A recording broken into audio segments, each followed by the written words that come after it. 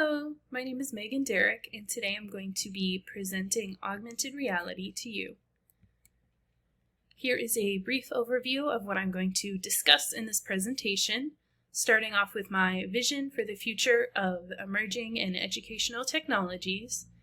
Then we will be moving into what augmented reality is, and then I will discuss some affordances and some limitations that come with using augmented reality in the classroom. Then we'll wrap it all up with a conclusion, and I will then make some recommendations for the future of using augmented reality, and then my references. You can take a look at those if you are interested in further information. The following clip is how I would like to see these emerging technologies used in the future of education, specifically augmented reality. There are many augmented reality use cases we'll see in the future, like in education. Augmented reality has a number of applications that can help improve the learning experience for students, especially for more visual-focused learners. One of the primary advantages of augmented reality is the ability for a student to inspect a 3D hologram from many different angles. By moving around a virtual object or rotating it in space, they can better examine and understand certain concepts. This alone can revolutionize learning in topics like biology, anatomy, cosmology, geometry, and more. Augmented reality also enables students to benefit from at-home experimental learning. Students can run scientific and mathematical simulations in 3D space and view the results from every angle. For example, students can see how certain medications affect various organs in the human body, and they can adjust various physical conditions on the virtual planet to see how those conditions affect its ability to support life. This kind of learning is more likely to be memorable and understood by students compared to other methods. Okay, so what is augmented reality then?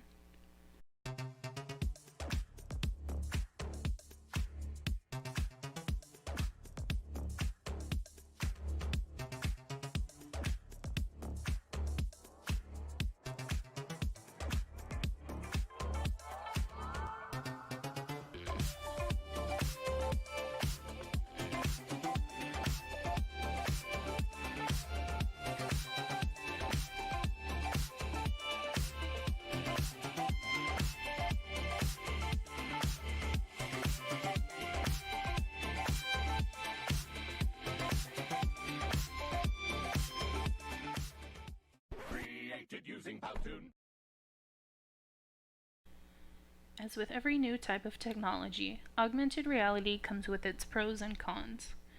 Affordances specific to augmented reality are enhanced experience, student engagement, and deeper understanding of content. One of the primary roles of augmented reality is to intertwine reality with the virtual world. This combination of worlds enhances users' natural environment with simulations. Augmented reality can be wonderful to show students' perspective in a space. Inquiry-based activities bring multiple perspectives for learners to experience. High student engagement is often seen with the implementation of augmented reality. Based on a study conducted during the 2006-2007 school year, middle school students experienced high student engagement using augmented reality. A research team documented high motivation using the program called Alien Contact. Student interviews reported excitement being outside, using new technologies, and focusing on subject material outside of the standard textbook and paper. Mastering new content is easier than ever with augmented reality. High motivation and engagement leads to deeper understanding of content. The ability to use a device and manipulate new content rather than simply viewing the content in a video helps students learn better. Students can learn a new skill or content, like about deep sea animals, using augmented reality. When it would be dangerous, costly, and nearly impossible to visit deep sea animals in their natural habitat, augmented reality could be used to make this a reality.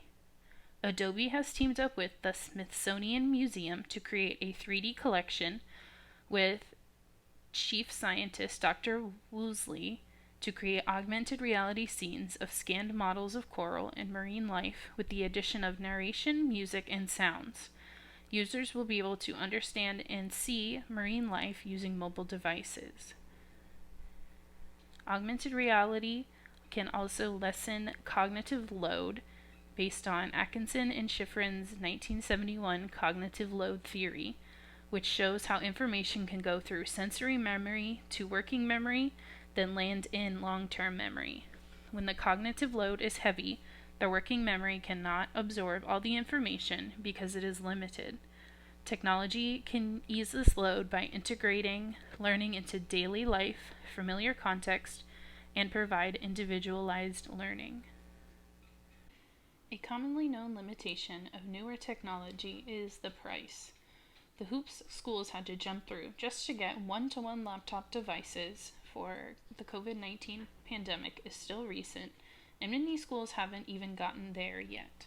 Computer labs are still common in certain areas. Another limitation is usability. Students need to have basic technological skills to use augmented reality. Many of us think our students may have access to technology at home or even in school, but they may not. Just reflecting on the mayhem of getting laptops out to families when digital learning was the only option at the beginning of COVID, cost and availability are definitely a big issue. Some technologies like virtual reality require special goggles or equipment that can add up in cost.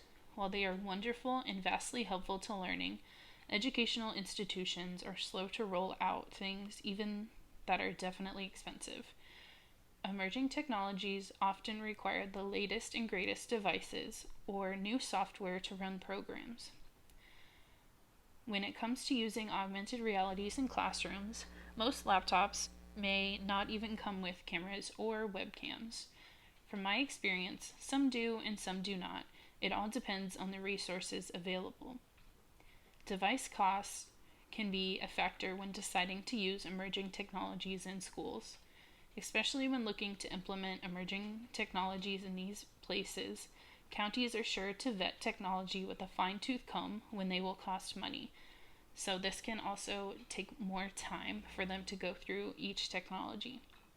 The good thing about augmented reality is the variety of tools available for free or low cost. So once you have a device with a camera and spatial recognition, there are many applications and websites that can be low cost. Augmented reality also requires users to have basic knowledge of technological skills. Younger students may struggle with certain aspects of augmented reality if they require students to type or other basic skills.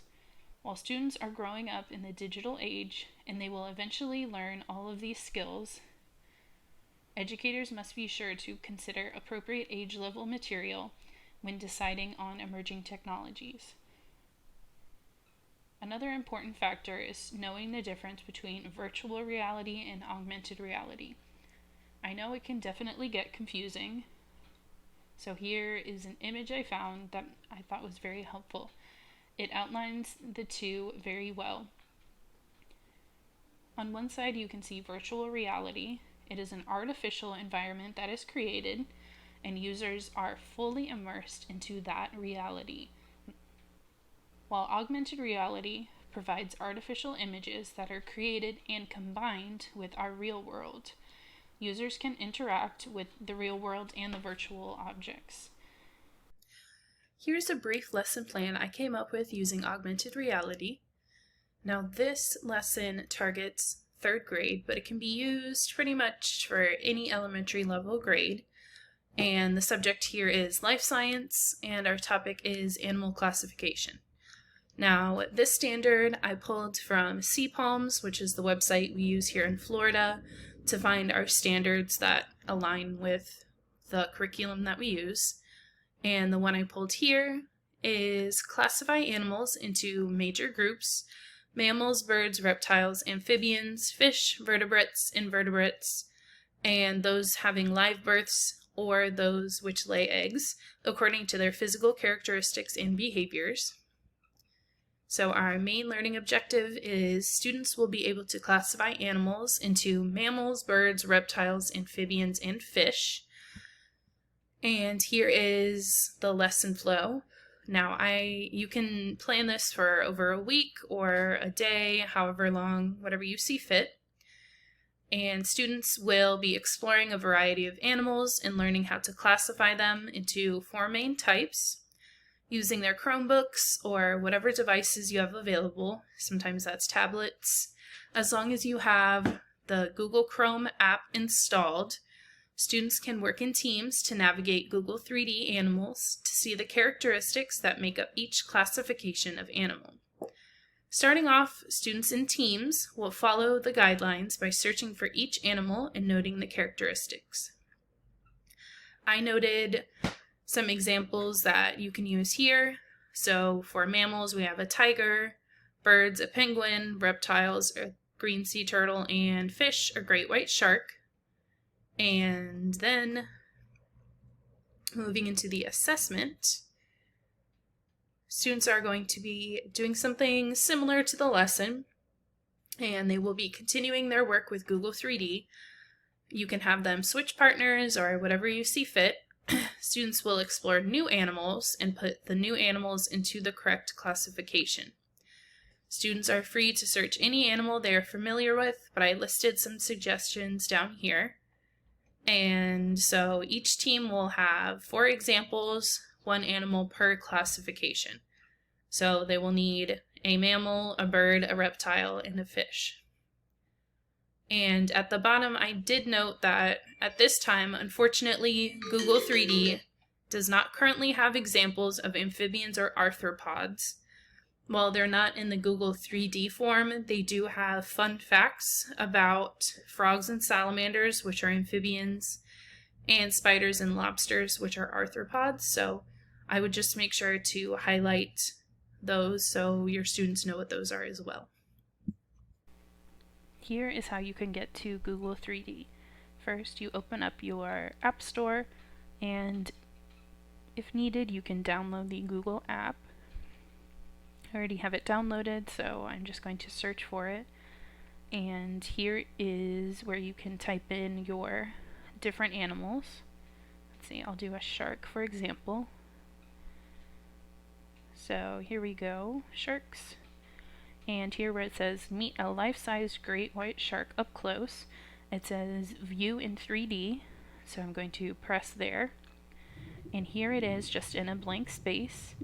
And you can see I'm manipulating it with my fingers. I'm moving it around. You can see it swimming as a normal shark has to do to stay alive. And here where it says view in your space, if I press there, here it is. And you have to move it around for it to figure out where you are. And there we go. So my perspective is from underneath the shark, but I can move it further away and spin it around. And you can even take pictures.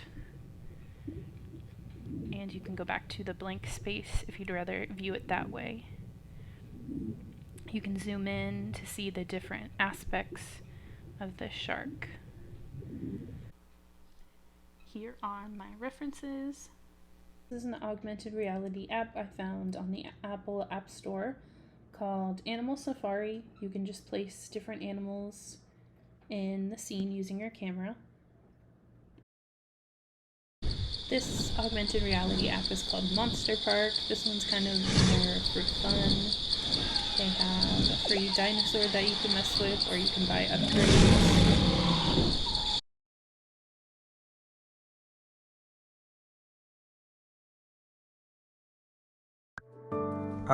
The all-important human heart. The heart of a mammal pumps blood through the circulatory system. It provides the pressure that forces the blood through the arteries, the capillaries, and the veins. The pressure is generated by the squeezing of the walls of the heart against the incompressible fluid blood. Now the heart walls can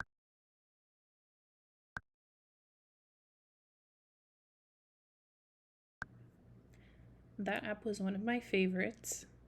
It's called HoloGo, and it has a bunch of different science concepts on here, from chemistry, biology, physics, even into math and geography. and you can view different organs and a bunch of different experiences. You can manipulate it and even play games on it. It's so cool. Here you can see some other different examples of augmented realities. Here I'm just searching on my iPhone's Apple App Store, and you can see all the different types that there are. Thank you so much for participating in my presentation. If you have any questions, comments, or concerns, feel free to contact me at my email address, which is on the screen. It's meganderrick@usf.edu.